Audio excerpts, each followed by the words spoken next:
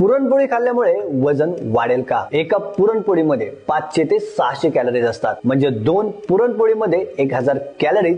सोबत दूध किंवा गुळवणी आणि पुरणपोळी आली म्हणजे आमटी भात आला, तळलेले कुरडे पापड आले, भजी आले.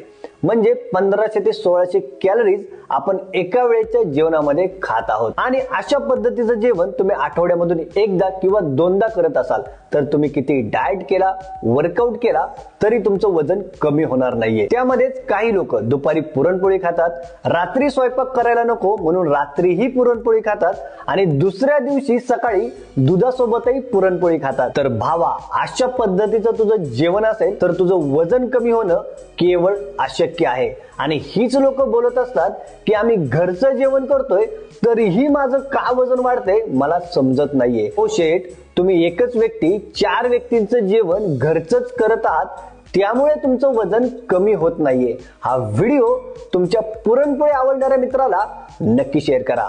Thanks for watching. Follow for more.